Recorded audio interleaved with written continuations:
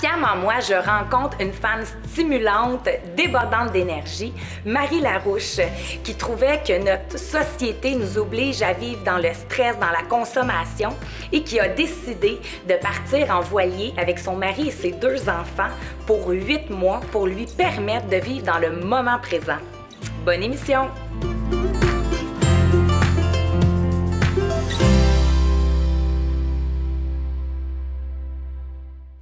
Allô Marie! Allô? Je suis super excitée de te rencontrer parce que, sincèrement, j'aimerais avoir ton guts de réaliser mes rêves comme toi, tu l'as fait. Est-ce que tu peux me parler un peu de ta vie familiale, de toi comme femme qui est vraiment, tu sais, t'étais une femme de carrière, tout ça. Est-ce que tu peux me parler de toi un petit peu? Moi, dans le fond, j'ai 33 ans.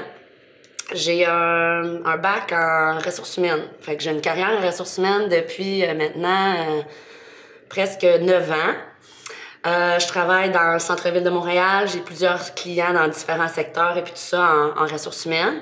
J'habite à Vaudreuil, donc je fais le voyagement à tous les matins, à tous les soirs. Des fois, c'est 1 heure, 1 heure et demie dans le trafic. Fait que ça, c'est pour ma carrière en ressources humaines. J'ai aussi 2 enfants.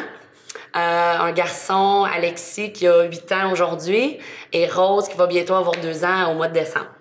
Fait qu'avec les 2 enfants, ben c'est toute la vie familiale qui vient avec, ça roule avec la carrière. Souvent, mes enfants, je vais les chercher à l'école, à la garderie. Ben le soir, on fait le souper vite. Après ça, ils s'en vont se coucher, je réouvre le laptop, on retravaille, on renvoie des petits courriels et puis tout ça.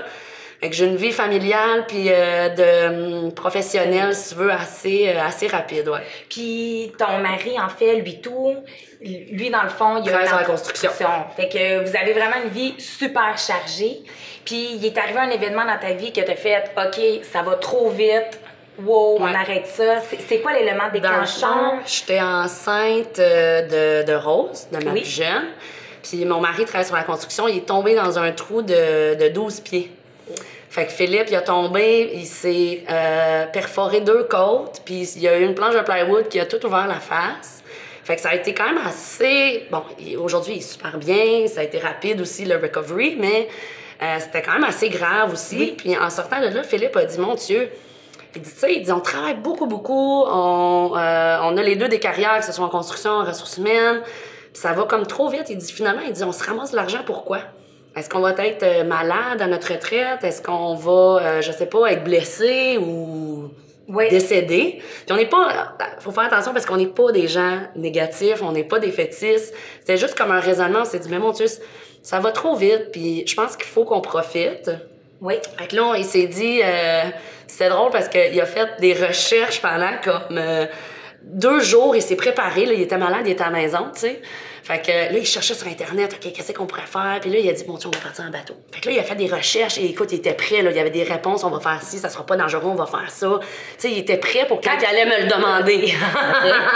Là, finalement, il s'est assis et il dit, écoute, j'ai pensé à quelque chose de vraiment cool. Il dit, j'ai vraiment fait des recherches, là. C'est pas n'importe quoi, là, qu'est-ce que je te dis. Il dit, on pourrait partir en bateau. Il dit, on partirait de Montréal, puis on irait aux Bahamas. Puis là, il vient pour me parler du projet long de même. Puis là, je dis, ben, quand est-ce qu'on part? Fait que tout de suite, j'ai comme tout de suite embarqué, j'ai dit, OK.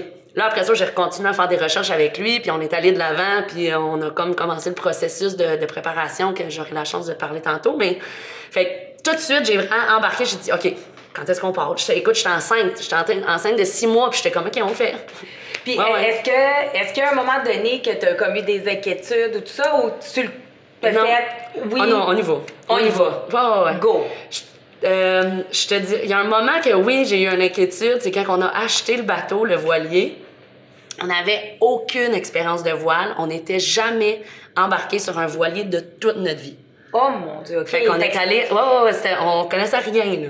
Fait qu'on est allé acheter le bateau à Québec. Puis nous autres, on était habitués, on était des gens de bateau à moteur, tu sais. Fait qu'on a acheté le bateau à Québec. Puis quand on est parti avec le voilier... Puis à un moment donné, on a vu le pont de Trois-Rivières vraiment loin. Puis là, il en était comme « Ah yes, on est rendu à Trois-Rivières! » Ben 6 heures plus tard, on n'avait pas encore passé en dessous du pont. Parce que c'est vraiment beaucoup plus lent quand même comme voyage. Puis moi, Philippe, on s'est regardé, on se rendra jamais aux Bahamas avec ça. Fait que ça a quand même été un petit moment drôle, mais avec une petite inquiétude. Mais sinon, non. On a vraiment, quand on s'est dit, OK, on le fait, on l'a fait. Fait que là, finalement, vous dites, OK, let's go, on le fait, ça devient un projet de couple. Ah ouais. Là, vous vous mettez à faire des recherches.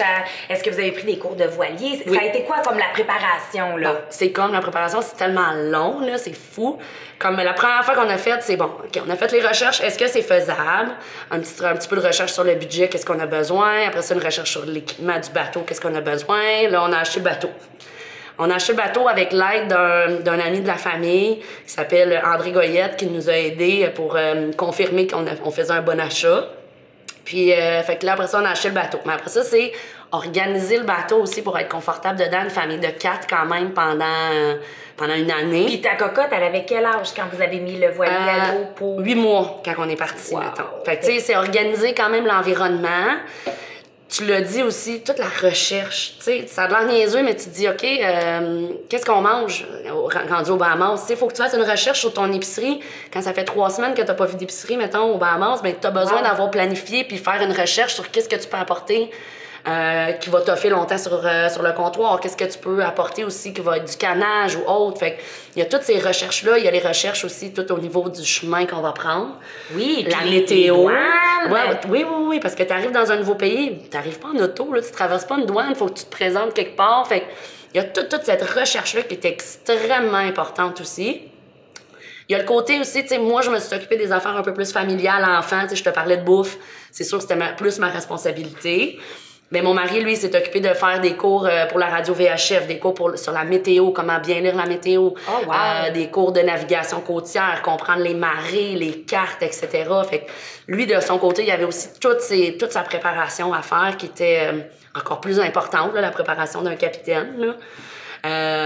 Fait qu'il y avait tout ça aussi. Après ça, les cours de voilier. Notre ami, encore une fois, André, il est venu sur le bateau avec nous. Il nous a montré comment ajuster les voiles, juste le vocabulaire de bateau, de voilier. On n'avait jamais entendu ça de notre vie. Fait que juste ça, on lisait des glossaires puis on lisait des termes de vocabulaire pour s'habituer, tu sais. Fait que ça a été une préparation vraiment importante. Nous autres, du moment qu'on a acheté le bateau, c'était au mois d'août 2017, puis on est parti au mois de septembre 2018. Fait qu'en 1 an, on a comme tout préparé notre voyage, dans le fond. Wow! Puis là, en 1 an, vous avez toutes fait les préparations parce que aussi, il y a une partie qui est très importante, c'est que ton garçon allait à l'école. Ouais. Alexis a fait sa 2e année sur le bateau. Oui. Dans le fond, quand on est parti, j'ai tout fait la procédure pour l'école à la maison, c'est-à-dire il y a des lettres envoyées au gouvernement, à l'école, etc., pour les aviser que ton enfant n'ira pas à l'école, il rentrera pas à l'école le 1er septembre. C'est drôle parce que quand j'ai comme désinscrit mon enfant de l'école, ça aussi, ça a été comme un petit stress, comme « Oh my God! » C'est moi, là. Ouais. J'ai tous les chapeaux, là. Ouais. Fait que là, j'envoie tout ça. Puis moi, en plus, je me suis dit, je pouvais prendre mes cahiers puis vraiment comme un peu plus le programme de l'école.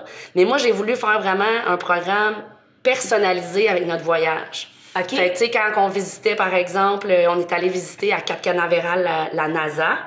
Fait que moi, 1 semaine avant de visiter la NASA, mais tous les apprentissages qu'on faisait, toutes les activités scolaires, c'était tout en lien avec ce voyage-là, finalement, 1 semaine après. Wow. Fait qu'on faisait nos écritures sur la NASA, on a fait des recherches sur Internet, sur l'espace, sur les astronautes, etc.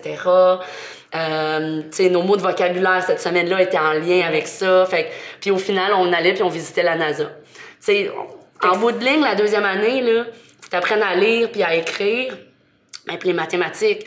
Mais moi, j'ai décidé de faire des projets pour apprendre à écrire. Ben, on remplissait notre journal de bord à chaque semaine. Fait qu'il décrivait ce qu'il avait vu, les villes, les gens qu'il avait rencontrés. Fait que t'écrives sur ce que t'as vécu pendant 1 semaine ou sur un projet spécial qu'il aurait fait, par exemple, à l'école. En bout de ligne, c'est la même chose. Puis ça devait être beaucoup plus motivant. Genre, en tout cas, je l'espère. Je pense que oui, là. Mais parce que moi, je te suis. Ouais. En fait, je t'ai suivi pendant ton voyage, puis j'adorais voir ton fils qui disait, mettons, « Oh, regarde, ça, c'est ce que j'ai appris. » Puis, tu sais, là, il pouvait faire vraiment, consolider ses apprentissages. Je trouvais ça vraiment génial. Est-ce qu'il y a un moment donné, parce que là, dans le fond, quand vous êtes partis 1 an plus tard, il y a les emplois aussi. Comment ça a fonctionné? Parce que là, il y a la maison, il y a les emplois. Là, vous êtes prête à partir. C'est quoi le 2e step, là? OK. Fait que là, après toute la préparation, moi, j'étais en congé de maternité à cause de Rose. Fait que j'avais validé avec mon employeur, est-ce que je peux prendre un peu plus longtemps pour le congé? Elle avait dit oui. Mon chum, c'est en construction, c'est quand même facile parce que, c'est un emploi qui est saisonnier. Oui. Normalement, lui, il travaille l'hiver aussi, mais il est capable d'avoir des contrats seulement l'été. Quand on est parti le 1er septembre, sa saison finissait, si tu veux. Bon, il aurait pu travailler un peu plus longtemps, mais sa saison finissait. Puis là, maintenant qu'on est revenu, il peut retravailler l'été, tu sais. Oui. Fait que pour nos emplois, on est quand même chanceux. Puis là, tu vois, maintenant qu'on est revenu, on a les deux repris nos mêmes emplois qu'on avait. Ah, fait que vous avez vraiment des bons employeurs. Je pense aussi, tu sais, on est bon dans ce qu'on fait. Oui, puis on est bien apprécié à notre travail. Fait que je pense que ça a été quand même facile pour chacun de nos employeurs de dire, oui, reviens. Puis reprends ta place ou, tu sais, reviens dans notre équipe, tu sais. Ouais. Puis la maison, tout ça, est-ce que vous avez vendu votre maison? Qu'est-ce que vous Nous autres, on avait une maison à Vaudreuil qu'on a louée. OK. Fait qu'on l'a louée pour 1 année à un ami de la famille, fait que c'est encore mieux aussi. Oui. Fait qu'on est quand même chanceux parce qu'avec l'hypothèque puis avec, tu sais, tout notre budget, notre maison, elle se paye quasiment, tu sais, toute seule. Ouais. Fait que c'est facile quand tu pars pendant aussi longtemps. On avait, de la façon qu'on s'était organisé, on avait presque plus de dépenses ici. Wow. Fait que, tu sais, notre maison se payait presque toute seule. On avait gardé seulement une voiture, qui est le pick-up de construction. Fait que, qui se faisait payer par la compagnie. Nos meubles, tout notre stock était storé chez un ami dans le sous-sol. Fait que ça aussi, on n'avait pas de frais non plus de storage ou autre. Fait que, tu sais, on était vraiment bien organisés ici pour que quand on parte, on avait, encore une fois, presque pas de dépenses. On pouvait seulement juste comme... Penser à nous autres, penser à nous autres pendant le voyage. Puis en même temps, en ayant quelqu'un qui loue, ta maison, tu sais qu'elle est correcte. Absolument. Ouais. Est-ce qu'il y a... Là, dans le fond, à ce moment-là, là, finalement, là, vous décidez, avant de partir, il est arrivé un bel événement. Vous vous êtes mariés. Ah oui! Ouais. Avant de partir, on avait organisé, dans le fond, un gros party de départ, comme 125 personnes. Venez-vous-en, on fait un barbecue, on mange des hot dogs, puis c'est juste pour dire bye à tout le monde en même temps. Puis finalement, on a comme fait, non, c'est une joke, c'est un mariage. Fait qu'on s'est mariés. Mais vous l'avez dit sur place. Sur place, ouais. Fait que personne savait. Moi, dans le fond de mon mariage, j'ai mangé des hot dogs puis du blé d'Inde. J'étais bien correct avec ça. C'était super bien. Oui. Fait que, tu sais, j'avais une petite robe bien normale. On a mangé des hot dogs. Tout le monde en shorts puis en t-shirt. C'était vraiment simple, mais ça nous représente beaucoup, là, tu sais. Avant de faire un voyage comme ça, je m'aurais pas vu dépenser X nombre d'argent dans un mariage. Fait que c'était comme parfait. Est-ce que... Puis c'est peut-être, c'est correct si tu veux pas répondre, mais c'est le pourquoi qu'à ce moment-là, vous avez décidé que là, c'était parce que dans le fond, t'avais accouché, tout ça, tu sais, puis c'était un engagement d'une vie avec des enfants, ça faisait un bout que vous étiez ensemble, toi puis Phil, une maison, tout ça. C'est quoi l'élément qui a fait... quand on était déjà fiancés. Oui. Puis puis c'est drôle parce que, tu sais, Philippe, il avait déjà été marié avant. Puis moi, dans ma tête, je me suis toujours dit, bon, je me marierais pas. Si moi, je me mariais, j'allais me marier à Vegas. Ça va être Elvis qui va me marier. On va être un peu pompette. Puis, on va l'avoir fait, tu sais, sur le fly. Ça me représente, tu sais. Fait que, mais finalement, on a décidé de le faire avant de partir. Puis moi, je pense que j'avais dit à Philippe, j'ai dit, on se marie avant de partir. Tu sais, j'avais comme envie que ça soit fait. Puis on dirait que ça va comme être le plus long voyage de noces de toute ta vie, tu sais. Ça, c'est wow! Fait qu'on avait décidé de le faire pour ça. Je pense que ça faisait spécial. On dirait Oui. Ça bouclait comme le tout, là, tu sais, comme notre vie, là, on part. Est-ce qu'il y a des moments où est-ce que tu sais, veux pas envoyer, parce que là, faut pas oublier que ta fille, elle a 8 mois, Alexis a 7 ans. On s'entend que, tu sais, il y en a déjà dans notre vie, on trouve des fois dans notre voiture avec nos enfants qu'on n'a pas de place quand on part chez nos parents. Oui. Puis je te voyais sur le voilier, puis là je me disais oh mon Dieu, puis jamais je vais me plaindre que j'ai pas de place dans ma minivan. Oui. Tu sais, puis comment t'as vécu ça, parce que veux pas, c'est l'autosuffisance un peu aussi, tu sais, au-delà du voyage, ça, ton fils de 7 ans qui se rappelle beaucoup plus, il a vécu d'une autre façon. Tu sais, c'était aussi un voyage de valeurs. Selon moi, vous y avez véhiculé énormément de valeurs, ce à quoi on passe beaucoup à côté de notre jour avec la performance puis la consommation. Comment, ça a été quoi tes trucs? Bon, mais je vais spécifier, mettons, nous autres, notre grandeur de bateau, c'est un 31 pieds. C'est un Bruce Roberts 31 pieds. De tout notre voyage, on est le plus petit bateau avec 4 personnes qui habitaient dessus qu'on a rencontrées. Wow. Fait que, tu sais, ici, les gens dans notre coin sont comme « Ah, wow, on va avoir de l'argent, ils sont riches, ils étaient sur un gros bateau. » Non. Quand on est parti puis qu'on a vu tout le setup des autres familles qui avaient des bateaux 35 pieds, 36 pieds, 40 pieds, Colin, on le trouvait petit, notre bateau. Mais, ouais. Fait que voilà pour l'information à propos du bateau. Mais quand t'es tellement dans un autre mode de vie, tu sais, quand toi, tu pars pour aller chez ta mère souper ou, tu sais, OK, vite, vite, vite, on s'en va là-bas, nanana. T'es stressé, t'as eu ta semaine dans le corps, t'es achevé, nanana. Mais nous autres, là, c'était tellement relax. C'était tellement relax, notre mode de vie. C'était comme, on se rendait là, puis si on se rend pas là, c'est pas grave. Hey, t'as-tu vu ça, comment c'est beau? On arrête-tu? Ben oui. T'as le temps de tout faire. Fait qu'avec ce mindset-là, t'es jamais stressé. C'est pas grave. Tu sais, comme, c'est pas grave que tu sois un peu plus à l'étroit parce que, tu sais, comme je te dis, dans ta semaine au complet, ça te tente pas après d'être collé sur tes enfants, collé sur ton mari. Non, j'ai besoin. Non, t'es tellement bien. Fait qu'on l'a jamais vécu petit, notre bateau, je te dirais. Tu sais, puis s'il fait pas beau, ben c'est pas grave. On va rester ici, puis on va se protéger à tel quai s'il annonce pas beau. Hey, il annonce pas beau ici, ben faisons plus rapidement, faisons une plus grosse journée de voile pour demain se rendre ailleurs, comme ça il va faire beau là-bas. Fait que, tu sais, il y en a comme pas de stress. C'est toute la météo, oui. C'était tout ça aussi, là. Ouais, mon chum, je l'appelais Colette Provencher. Parce que... Mais t'as pas le choix quand t'es en bateau. Mais attends, mais aussi, je l'appelais Côtelette Provencher parce qu'il s'était cassé 2 côtes. Fait que Côtelette Provencher, elle regarde la météo 3 à 4 fois par jour. Parce que quand t'es en voilier, encore une fois, bon, les marées, c'est important. Donc, tu vas aller toujours les marées, les courants, etc. La météo. Fait que si, bon, tu checkes la météo de où est-ce que t'es présentement avant de t'en aller plus loin, tu checkes la météo de où est-ce que tu vas arriver. Fait que toujours au courant de, tu sais, la météo qui t'entoure, où est-ce que tu t'en vas, puis au passage aussi. Fait que oui, fait que des fois, quand on savait qu'il faisait pas beau là, ben on s'en allait par là, ou vice-versa, ou, tu sais, ouais. Puis t'as fait, il y a quelques vidéos, ben ça a tout été marquant, puis à chaque fois que je voyais tes vidéos de famille, j'étais là, oh mon Dieu, wow! Ouais. Puis à quelque part, c'est du courage. Je trouve que vous êtes une famille courageuse. Puis j'ai trouvé ça bien parce que vous nous, dans tes blogs, tout ça, c'était vraiment le vrai senti. Là. Oui. Tu sais, des fois, là, il mouillait, puis là, vous essayez. Ah, oui. On était appelés les cheveux tapés de même. Oui. Ben, c'est parce que des fois, il y en avait des journées de même. Mais t'as vu, on avait le sourire pareil. Quand même, là, oui. tu sais. Puis celui qui m'a le plus marqué, c'est ton lavage de couches. À la main.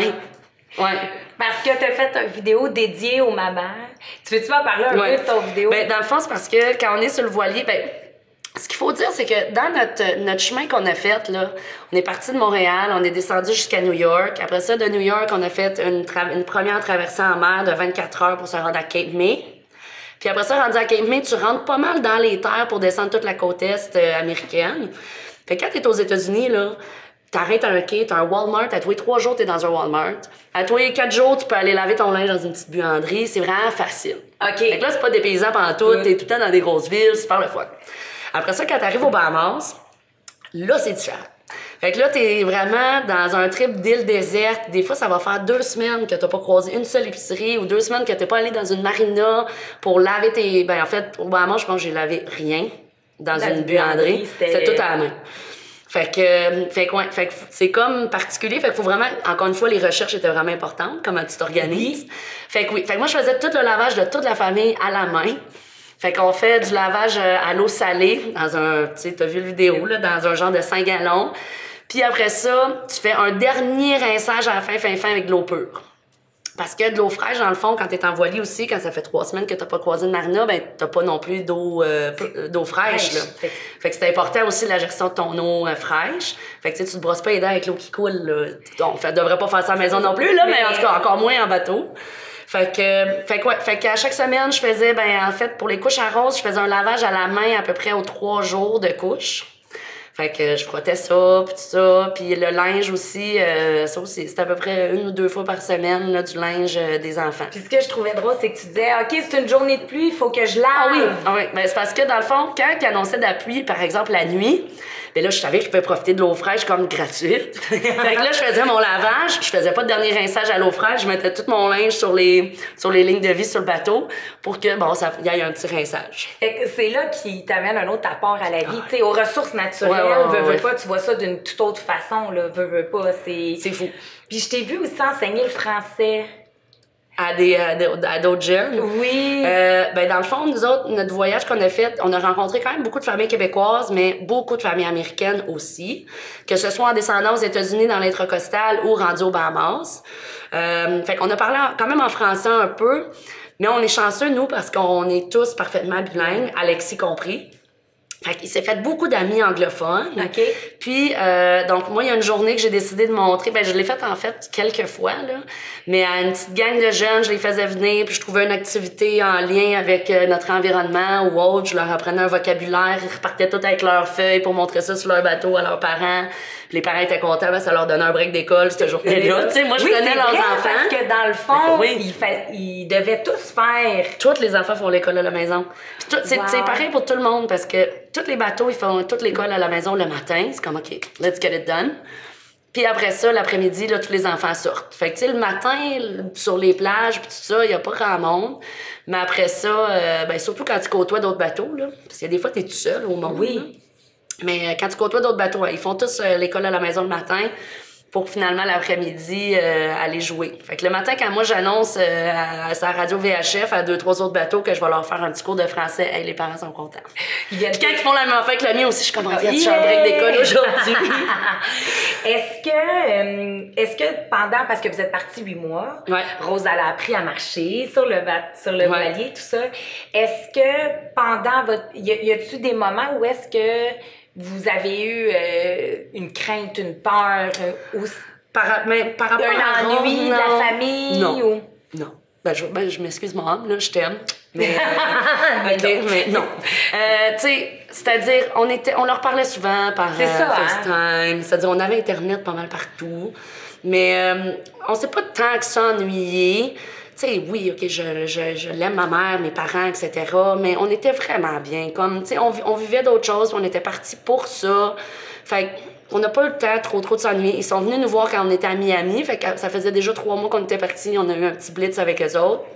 Puis après ça, on est reparti pour un autre 5 mois. Fait que ça a été correct par rapport à ça. On s'est pas beaucoup ennuyé. Puis vous avez pas eu peur d'être dans d'autres pays? Ben, tu sais, il y a pas... Avec les enfants, c'était facile aussi. Tu sais, la seule peur qu'on a eue, c'est par... Moi, je me suis fait opérer. Oui. Fait que, en voyage. Fait qu'on était, dans le fond, dans une île vraiment au sud des Bahamas. Je me suis mis vraiment à avoir un mal de ventre, mais vraiment intense. Puis là, ça faisait quasiment 18 heures, j'avais mal. Écoute, j'ai même de la misère à dormir, tu sais, penchée. Puis c'était pas... à un moment donné, tu le sens, là, que c'est plus grave. Ouais. Puis j'ai dit à Philippe, va porter les enfants sur le Sunshine. Le Sunshine, c'est un autre bateau avec qui on a voyagé pendant vraiment longtemps. Eux autres, il y avait 2 garçons. Fait que j'ai dit, va porter les enfants à Debbie. Elle s'appelait Debbie. Puis il est allé les porter, puis il m'a apporté à la clinique, une petite clinique, un petit boui-boui, là. Tu comprends? Vraiment, là, tu sais. Il pouvait même pas faire une prise de sang là-bas, là, tu sais. Il y avait un médecin, bon. Fait qu'il m'a vu, puis il a dit, faut vraiment que tu prennes l'avion d'urgence pour t'en aller à Nassau, qui est la plus grosse ville des Bahamas, la plus grosse île, la plus peuplée, pour te faire opérer. Fait que je suis partie toute seule. J'ai laissé mon chum avec les 2 enfants pendant 7 jours sur le bateau. Puis je suis partie me faire opérer à Nassau. Fait que je suis arrivée à l'hôpital là-bas. Ils m'ont enlevé... j'ai fait un appendicite.